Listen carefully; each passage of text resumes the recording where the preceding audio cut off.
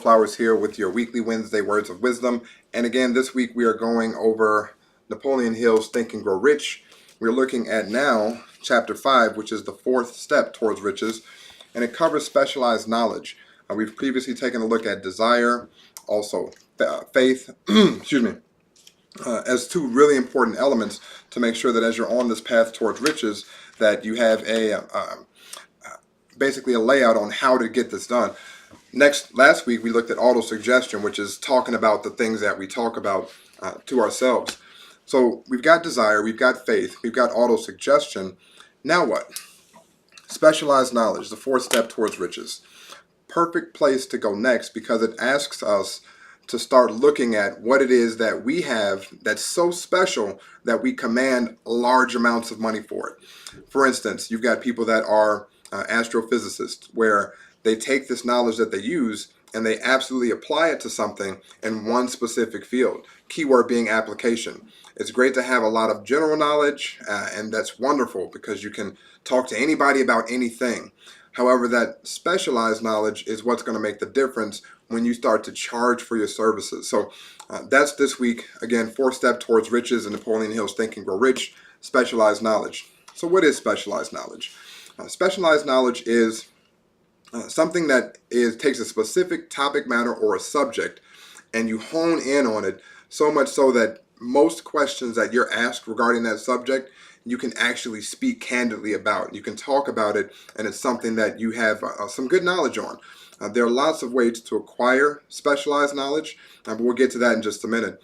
So again, for instance, a person that's an astrophysicist, they took time to learn all about this particular field. A person that's a doctor, a neurosurgeon, they learn about the brain, right? They take time and master their craft. One of the hugest things here is the time that it's going to take in order to have specialized knowledge. Now, how do you actually get it? A lot of it comes from experience. For certain people that work in a field, you have specialized knowledge about your field that really no one else knows unless they're a part of that particular field. So neurosurgeons have their specialized knowledge, insurance professionals have their specialized knowledge, and that's why each one respectively gets paid or can charge and demand the big bucks for their services, because they've taken time to actually acquire that information, that knowledge, and then use it towards something. And that's another really important issue about specialized knowledge, is that it has to be a part of a plan. Now again, this is going back all the way to the very first video, that in desire, one of the 6 steps that are within desire is to write that plan out. So you've got to have a plan. Great to have specialized knowledge, but if you're not doing anything with it, then what good is having it? Outside of maybe authoring a book, which is a plan, or putting together how-to manuals, which is also a plan. So again, the key thing here is having a plan once you have that specialized knowledge, and that plan has to lead to some definite end, some definitive end goal that you actually want to see for yourself. For instance, a person who is in the insurance field, they learn about insurance, they learn about the laws, they learn about plans, they learn how to sell the products, they learn all these things. It's a specialized part of knowledge, but what good is learning it if you're not putting it into a plan? Potentially starting a business with this knowledge. So a person that knows hair, right? They're masterful either in doing hair, or they just know so much about hair that they can teach about the hair. Now, again, it's always the point of putting it into a plan so that you have some definitive end in mind. That's how you take the specialized knowledge that you've gained and grown and actually giving it life, right? Giving it some sort of way to create revenue for yourself. Now, how do you get this knowledge? Again, one way is experience. 2 is school, right? It's a really, you don't think about it like that, but it actually is for people that take certain courses or go to certain seminars that are on specific topics, again, to get specialized knowledge. School is a great place. So a lot of your colleges and universities have what they call master's degrees, which are absolutely wonderful, right? Bachelor's, master's, PhD, to get this degree, to have a plan in place to use this specific degree and use that specialized knowledge in order to gain some sort of riches in your life. Another way to get it is through public libraries. A lot of people negate the fact that some of the best things in life are free. Well, and I'll talk about that in another light in just a moment, but public libraries have a wealth of knowledge. So you pick a subject, you say you want to be the subject matter expert, then you go and learn about that subject. You go and learn about that particular thing and keep that plan in action to do something with the things that you're learning. So what good is knowing how to do the best hairstyle in the land, or put the best makeup on to a person, or again, sell the best insurance policy, provide the best lighting for a studio, if you don't have a plan in place in order to actually capitalize from your knowledge. So these are the things that make a difference when a person is putting themselves on a path to success, is the plan that they have in place in order to actually move themselves towards the riches that they require, that they absolutely want for themselves and for their lives. So again, how do you use it? You put a plan in place and you work that plan every day, every night, no exceptions. The index cards with the things on them, it's still a very, very useful tool, even while you're going through this action phase. Because if you're not acting on it, if you're not thinking about it, you're not acting on it. So if you're not thinking about it consistently, the chances of you moving closer towards the desired end goal is very, very slim, to put it quite frankly. So I hate to beat a dead drum or beat a dead horse, or whatever, but having these cards and reading this over and over, right? Talking about this with people that you know, putting it out into the universe to be able to get more and receive more back, it's absolutely critical in terms of getting not just people on your side, but the rest of the world, the energies on your side. You have to talk about the goals that you have set for yourself. And some people might think they're crazy, right? I had a friend tell me one time, he said, if your friends don't think that your goal is crazy, it's not big enough, right? If your dream's not big enough, then if people aren't laughing at it, or people aren't saying it's crazy, then it's not big enough. So dream big, have the plan in place, and then start doing the things on a consistent basis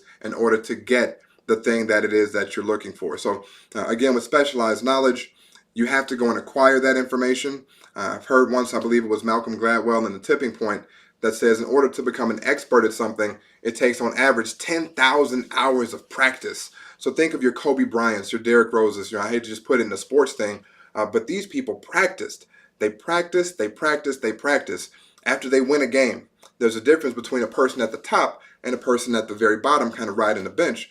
Well, Kobe Bryant, after they won a game, or even after they won a championship, yes, celebrate. And then the next day, where's he at? He's in the gym, right? He's practicing that shot. He's still looking at tapes and seeing what it is that he missed, right? Our wrestlers out there that have a certain move that maybe somebody got them in a move that they didn't necessarily expect for themselves to get in. They practice on how to get out of it, right? You're a beauty stylist, your salespeople, whatever the field is, it's practice, practice, practice. So keep that in mind, and not only acquiring the knowledge, using your libraries, using your schools, relying on your own personal experience, picking up books, right, and applying what you read more specifically, but then taking that and then putting it into practice on a continual and regular basis. That's what's meant by specialized knowledge. Again, keep in mind, it's something that you spend time learning.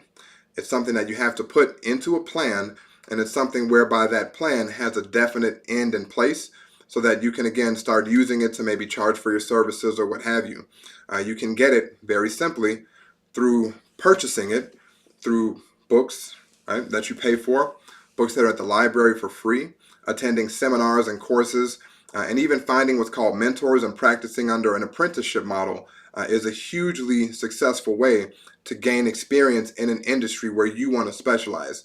I hear that you find somebody that's better than you at doing the thing and let them teach you, and it'll heighten your career.